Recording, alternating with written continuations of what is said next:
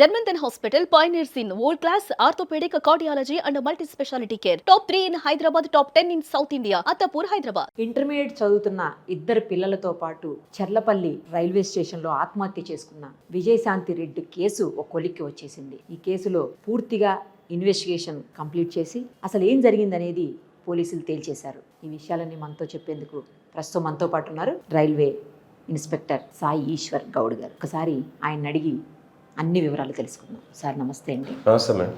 Sir అసలు చాలా sensation రేపినటువంటి case ఈ విజయశాంతి రెడ్డి గారిది. మొదటి నుంచి కూడా అసలు ఏం జరిగింది, ఎందుకు ఆవిడ ఆత్మహత్య చేసుకున్నారనేది అర్థం కానటువంటి పరిస్థితి ఉంది. చాలా డేస్ మీరు రకరకాలైనటువంటి ఎవిడెన్స్లన్నీ సేకరించి చాలా మందిని ఎంక్వైరీ చేసిన తర్వాత ఆ ఇన్వెస్టిగేషన్లో మీకు ఏంటి తెలిసింది సార్ ఫైనల్గా ఆమె ఒంటరితనం వల్ల, అదేవిధంగా ఉద్యోగంలో కొంత ప్రెషర్స్ వల్ల డిప్రెషన్లోనే సూసైడ్ చేసినట్టుగా అగుపిస్తుంది. ప్లస్ వాళ్ళ మదర్ తర్వాత బ్రదర్ కూడా మళ్ళీ ఒకసారి ఎంక్వైరీ చేస్తే అప్పుడప్పుడు నేను ఒంటరిగా ఉన్నా అనే భావన ఆమె వాళ్ళతో వ్యక్తపరచడం జరిగింది, మాట్లాడడం జరిగిందని చెప్పి తెలిసింది. మళ్ళీ ఒకసారి రీఎంక్వైరీ చేయగా, ప్లస్ ఈమె పనిచేసిన దగ్గర ఎవరైతే ఎంప్లాయీస్ ఉన్నారో వాళ్ళ ఫోన్స్ కూడా కొంతమంది చూసాము, డేటా కూడా కొంత రిట్రీవ్ చేసాము. ఎలాంటి అనుమానాస్పదంగా అంటే చాటింగ్ అని సంథింగ్ అటువంటి అయితే ఏం లేదు. ఓన్లీ ఆమె డిప్రెషన్ గురై సూసైడ్ చేసుకుంటూ అవుపిస్తుంది. అట్ ద సేమ్ టైం వాళ్ళ పిల్లలకి ఏ విధంగా దాన్ని అంటే వాళ్ళు ఒప్పించింది, కన్విన్స్ చేసింది అనేది మాత్రం అది మ్యాక్సిమం తెలడానికి తెలుసుకోలేకపోతున్నాం. ఎందుకంటే వీళ్ళు ఫోర్త్ పర్సన్తో ఎక్కడ షేర్ చేయలేదు, ఎక్కడ చాటింగ్లో కూడా, ఎక్కడ మెసేజ్లో కానీ, ఎక్కడ కానీ ఎవరితో కానీ దీని గురించి డిస్కస్ చేయలేదు. చాటింగ్స్ కానీ లేకపోతే ఫోన్లో ఉన్న మెసేజెస్ కానీ ఏమన్నా డిలీట్ అయినాయా సార్? ఏమన్నా డిలీట్ చేస్తున్నారా వాళ్ళు? ఏం డిలీట్ ఏం చేయలేదు. అంటే అది ఫోన్ అయితే ఓపెన్ కాలేదు.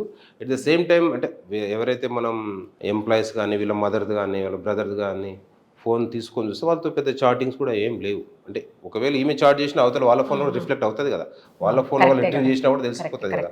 అలా ఏం లేవు. అసలు ఎవరితో అట్లా చాటింగ్ ఏం లేదు. ఏదో అనుమానాస్పద వ్యక్తి అని, అదని ఇదని, ఎవరి వల్ల చనిపోయారు, ఆమెను ఎవరో బెదిరించారు, ఇట్లాంటివన్నీ చాలా బయటకు వచ్చాయి. అవన్నీ రూమర్స్ అండి, ముందు నుంచి కూడా అదే అంటున్నారు. వాళ్ళ పెంపుడు కుక్క చనిపోవడం వల్ల దానికి డిప్రెషన్ గురై సూసైడ్ చేస్తున్నారు, అదొకటి అన్నారు, అది రూమరే. ప్లస్ ఎవరో ఫాలో అవుతున్నారు సంథింగ్ అన్నారు, అది కూడా ఏం లేదు. వీళ్ళు ముగ్గురు మాత్రమే వెళ్తున్నారు రైల్వే స్టేషన్ కాబట్టి వీళ్ళు వెనక ముందు ఎవరో వెళ్ళే అవకాశం ఉంటుంది కదా, పెద్ద రైల్వే స్టేషన్. ఫాలో అవుతున్నట్టు, వీళ్ళని వెంబడించినట్టు అలా ఏం లేవండి. ఓకే, ఈమెను ఎవరో బెదిరించారని, ఇంటికి వెళ్ళి మరి ఏదో చేశారు, ఆమెను హెచ్చరించారని, అవన్నీ ఇవన్నీ అవి కూడా వచ్చాయి సార్. అట్లాంటిది ఏమన్నా మీకు ఇంటి దగ్గర చుట్టుపక్కల ఎంక్వైరీ చేసినప్పుడు? చుట్టుపక్కల కూడా ఎంక్వైరీ చేసినప్పుడు అలా ఏం లేదు, అన్ని రూమర్స్. అవన్నీ ఫైనాన్షియల్గా ఏమన్నా లాస్ అయి ఉన్నారా సార్? ఏమైనా లాస్ అయ్యారు ఫైనాన్షియల్గా? అది తట్టుకోలేకనే ఈ ఆర్థిక పరిస్థితులు ఇబ్బందుల వల్ల ఇలా చేశారని అంటున్నారు. అలాంటిది ఏమన్నా ఉందా ఫ్యామిలీలో? నేను వాళ్ళతో మాట్లాడినప్పుడు అయితే నాకేం కనిపించలేదు. మరి మీ ఎంక్వైరీలు ఏమన్నా? లేదండి, ఫైనాన్షియల్గా ఎలాంటి ఇష్యూస్ ఏం లేవు. బ్రదర్ కానీ, మదర్ కానీ, వాళ్ళ హస్బెండ్ కానీ ఒకరి మీద ఒకరు డిపెండ్ అయ్యేది అనేది ఎవరిది వాళ్ళంటే వీళ్ళ వైఫ్ అండ్ హస్బెండ్ వీళ్ళిద్దరు ఎంప్లాయీసే కాబట్టి వీళ్ళకి ఆ ఇష్యూస్ లేదు. వీళ్ళకి సొంత ఇల్లు అక్కడ ఉన్నది కూడా, వీళ్ళకి కొన్ని ల్యాండ్స్ కూడా ఉన్నాయి. ఫైనాన్షియల్గా అయితే అంటే ఫైనాన్షియల్గా చనిపోయేంత ఇష్యూస్ అయితే ఏం లేవు. కొంతమంది అప్పట్లో వాళ్ళ బ్రదర్ వల్ల కూడా చనిపోయారు, అది కూడా మాట్లాడారు సార్. వాళ్ళకి ఇద్దరికి ఏదో గొడవలు ఉన్నాయి, అందుకే ఆవిడ ఇలాంటి డెసిషన్ తీసుకున్నారు, అలా కూడా మాట్లాడారు. మీకేమన్నా ఎంక్వైరీలు అలా అనిపించిందా సార్? నేను కూడా ఇంటర్వ్యూ చేశాను, బట్ వాళ్ళ బ్రదర్ వాళ్ళ వైఫ్ అయితే ఈమె నేమ్ కూడా టాటూ వేసుకుని ఉన్నారు సార్. చాలా మంచిగానే ఉన్నారు. మరి ఎందుకు ఇలా వచ్చిందో అర్థం కాలేదు. వాళ్ళ బ్రదర్తో కూడా ఎలాంటి ఇష్యూస్ ఏం లేవు, అది కూడా అన్నారు ఏదో ఆస్తి తగాదా అలాంటిది ఏం లేదు, ఎవరిది వాళ్ళదే ఉంది. బాగా అఫెక్షన్ గానే ఉన్నారు ఇద్దరు, అన్న చెల్లి అందరూ బాగానే ఉన్నారు, గొడవలు ఏం లేవు. ఉన్న తల్లి కానీ ఎవరైనా చెప్పాలి కదా, ఎవ్వరు చెప్పలేదు. వాళ్ళ హస్బెండ్ కూడా చెప్పారు ఏం లేవు ఇష్యూస్, మా మధ్య గొడవలే లేవు అని చెప్పారు. ప్లస్ వాళ్ళ బామ్మడికి అట్లా కూడా ఏం ఇష్యూస్ ఏం లేవు, గొడవలు ఏం లేవు. వాళ్ళ హస్బెండ్ కూడా చెప్పాడు, మా బామ్మడికి మాకు ఆస్తి తగాదాలు కానీ ఇంకా వేరే ఏమైనా గొడవలు కానీ అటువంటి ఏమీ లేవు, మేమందరం సంతోషంగానే ఉన్నామని చెప్పారు. ఇక ఫైనల్లీ కేవలం దీనివల్లే అనుకోవచ్చా సార్? అంటే డిప్రెషన్, లోన్లీనెస్ వల్లే అనుకోవచ్చా?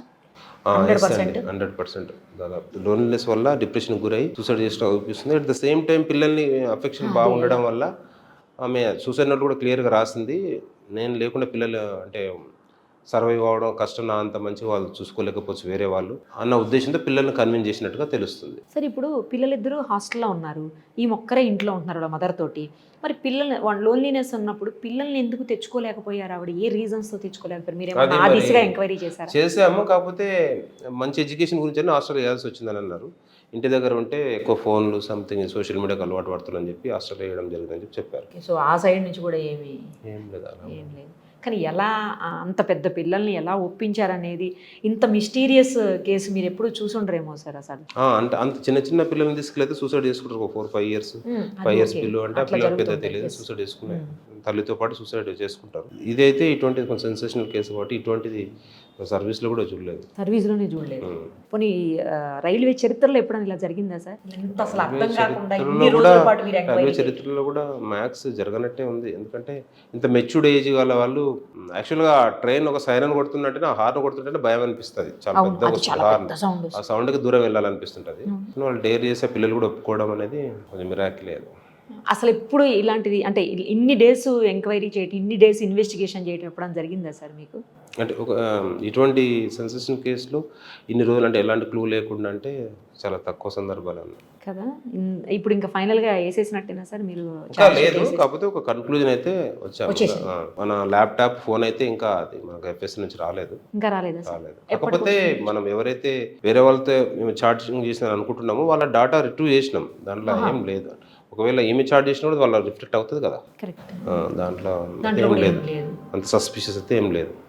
ఇప్పుడు ఎప్పుడు వస్తాయి సార్ పూర్తిగా ఈమెది పోస్ట్ మార్టం రిపోర్ట్? కానీ పోస్ట్ మార్టం రిపోర్ట్ ఎఫ్ఎస్ఎల్ కూడా పంపించడం జరిగింది. ఒక 45 days or 2 months పడుతుంది రిపోర్ట్స్ రావడం. ఇంకొక 1 month పట్టే అవకాశం ఉందా సార్? అయితే అనదర్ 1 month. అప్పుడు అది దాంట్లో పెద్దగా ఏం ఉండదు. మల్టిపుల్ ఇంజరీస్తేనే మ్యాక్స్ రావచ్చు అవకాశం అలా ఉంది.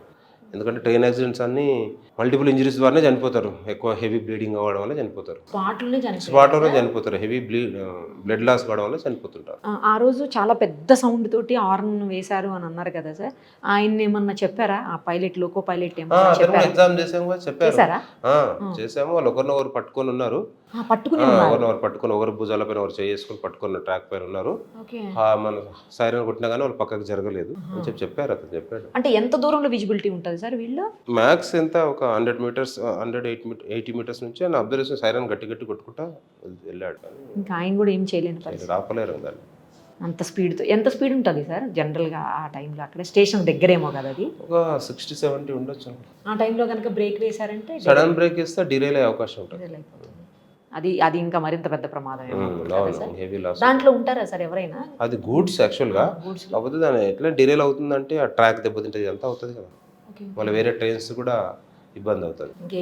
ఏం చేయలేరు. అట్లాంటి చాలా మందిని సేవ్ చేయొచ్చు. మరి చాలా మంది ట్రైన్ చాలా మంది అంటే ఎక్కువ దూరం ఉంటే స్లో ఉంటే వాళ్ళు ఆపేస్తారు అనే ఉద్దేశంతో వాళ్ళు ఏం చేస్తారు, సడన్ గా ఒకసారి కూడా ట్రాక్ పైకి వచ్చేస్తుంటారు. పక్కన పోతూ సడన్ కూడా వచ్చేస్తారు. వాళ్ళు సూసైడ్ చేసుకోవాలనుకున్నారు, సడన్ కూడా వచ్చేస్తారు. వీళ్ళు అలాగే వచ్చారా సార్? వీళ్ళు ఏం లేదు, ముందే నిలబడ్డారు. వీళ్ళు చీకటి కూడా కదా, ముందే నిలబడ్డారు.